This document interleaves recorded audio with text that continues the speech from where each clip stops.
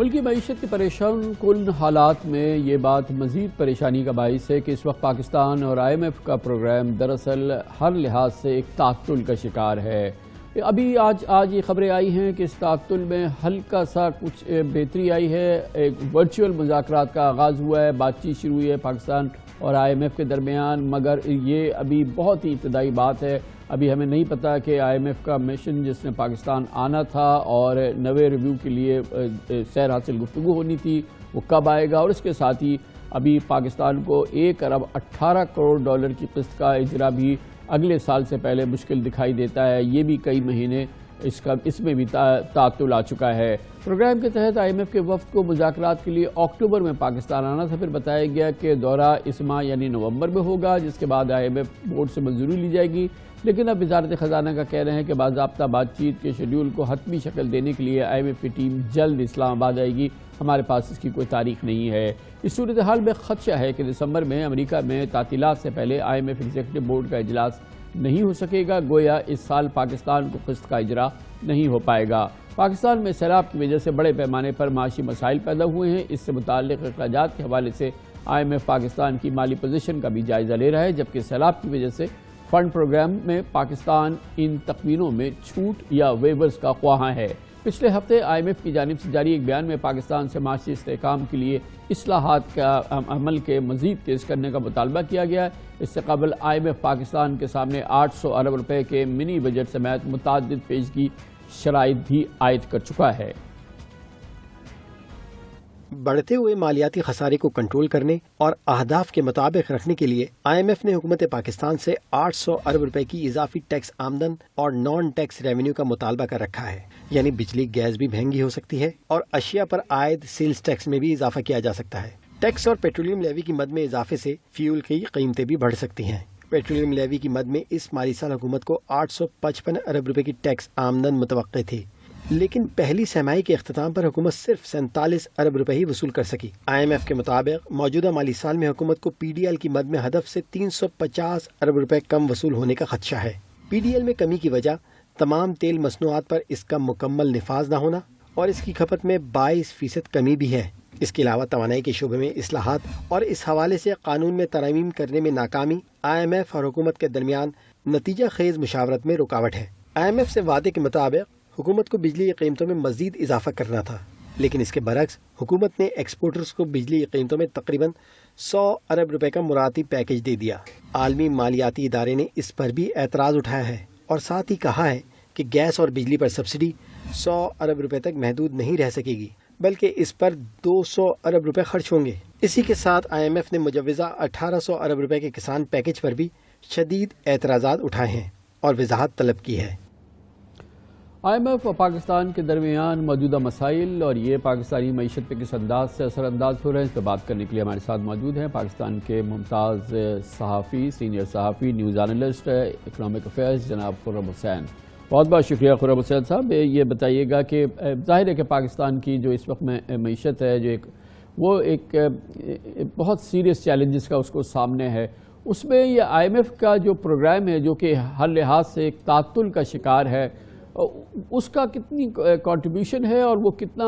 Compound کر رہا ہے ہمارے جو اکنامک ایشوز ہیں؟ خان صاحب، بنیادی وجہ ہی صرف یہ آئی ایم ایف کا جو ریویو نہیں پاس ہو رہا، بنیادی وجہ وہی ہے۔ انفیکٹ یہ نومبر کے مہینے میں کمپلیٹ ہو جانا چاہیے تھا۔ شروع میں ہمیں بتایا گیا کہ فلڈز کی وجہ سے تھوڑا اس میں کچھ ڈیلے ہو سکتا ہے، لیکن وہ بھی کہہ رہے تھے کہ چند دنوں کا یا چند ہفتوں کا ہوگا۔ لیکن اب پرابلم یہ آ گئی ہے کہ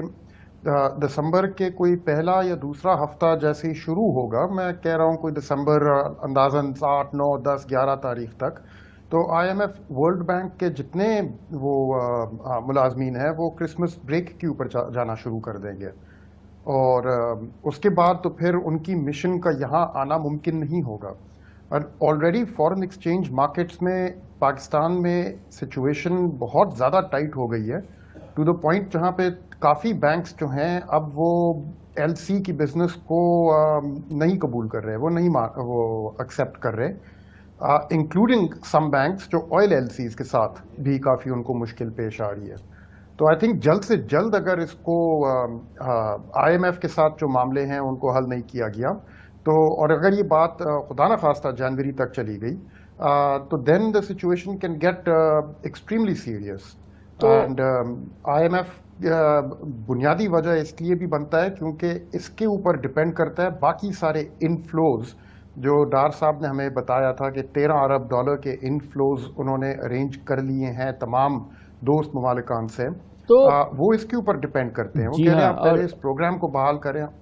تو خورم صاحب یہ بتائیے گا کہ اب تو ایک نئی سچویشن پیدا ہو گئی ہے کہ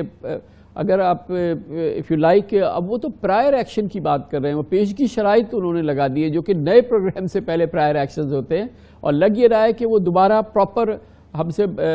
ایک یہ بات چیت شروع کریں اور پھر یہ 9th ریویو کمپلیٹ ہو. اس سے پہلے انہوں نے ہمیں پیشگی شرائط دے دی ہیں, پرائر ایکشنز انہوں نے ہم سے مانگ لیے ہیں. جی آئی تھنک کہ پرائر ایکشنز ان کو آپ کہہ لیں یا وہی بیسکلی ٹارگیٹ جو سیٹ کیے گئے تھے ان کو میٹ کرنے کی بات ہو رہی ہے. اور اگر کافی حد تک تو وہ آف کورس چلے گئے ہیں کیونکہ ڈار صاحب اپنے آئیڈیاز لے کے آئے تھے کہ وہ ایکسچینج ریٹ کو فکسڈ رکھیں گے اور ایڈمنسٹریٹو مینز کے ذریعے فارن ایکسچینج کو سنبھال لیں گے.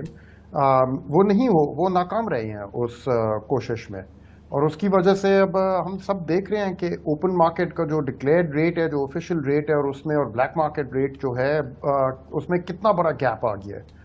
اینڈ اس کی وجہ سے آپ کی ریمیٹنسز بھی متاثر ہو رہی ہیں, ایکسپورٹرز اپنے پیسے واپس لانے سے شرما رہے ہیں, اینڈ جو انسرٹنٹی وہاں سے پیدا ہو رہی ہے. اب اگر آئی ایم ایف کہہ رہا ہے کہ بھئی اس کی وجہ سے آپ کے ٹارگیٹس آف کورس چلے گئے ہیں, اینڈ دین نمبر 2 فلڈز کی وجہ سے آپ کے فسکل اور ایکسپینڈیچر ٹارگیٹس آف کورس چلے گئے ہیں, اور نمبر 3 آپ ریونیوز اپنے پراپرلی نہیں میٹ کر سکے, تو پھر اب ایک نئی سیٹ آف کنڈیشنز بنتی ہے ساری چیز کو اسٹیبلائز کرنے کے لیے, جس کو ہم لوگ اگر چاہیں تو پرائر ایکشنز بھی کہہ سکتے ہیں, یا اگر چاہیں تو ایگزسٹنگ جو بھی پروگرام تھا اس کو ریٹول کریں تاکہ سیم جو ٹارگیٹس ہیں اینڈ آف ایئر ٹارگیٹس ہیں پروگرام کے, جون 2023 تک یہ ختم ہو رہا ہے پروگرام, وہ تو اپنی جگہ قائم رہے, ان کو ایڈجسٹ کیے بغیر. تو بہت کافی زیادہ مشکل سچویشن پیدا ہو گئی ہے. اور جو ابھی ہم پہ پریشر آ رہا ہے ہماری ایکسٹرنل جو لائبلٹیز ہیں, اوبلیگیشنز ہیں, ان کے حوالے سے, اور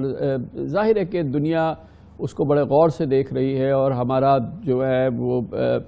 جو کریڈٹ سواپ رسک ہے وہ بھی ہمارا کافی زیادہ خراب ہوا ہے, اس حوالے سے بھی ہمارے پریشرز ہیں, ڈیفالٹ کی لوگ باتیں کر رہے ہیں. بنیادی وجہ یہی ہے کہ آئی ایم ایف پروگرام جو ہے ہمارا وہ ٹریک پہ نہیں ہے. جی ہاں, basically I M F programme اپنے ٹریک سے ہٹ چکا ہے, اور بہت جلدی ہٹ چکا. اگست 31 میں یہ سارا اگری ہوا تھا, اور ابھی آپ کے ہی پروگرام میں سے پہلے جو پیکج چل رہا تھا وہ ایک ایگزامپل دے رہے تھے کہ فسکل سائڈ پہ ریونیوز جو پرومس کیے گئے تھے وہ تو ابھی نہیں آن کورس اپنے ٹارگیٹ پہ. جو ایگزسٹنگ ریونیو ہیڈز ہیں پی ڈی ایل کی طرح, اس میں بھی شارٹ فال آ رہی ہے, اینڈ اوپر سے ایکسٹرنل فائنینسنگ گیپ جو آئی تھنک اگست کے مہینے میں $4.5 ارب تک کا تھا, اس کو بھی میٹ کرنے کی کوئی کانکریٹ چیز اب سامنے نہیں آئی. تو اگر وہ نہیں میٹ ہو رہا تو پھر اس کو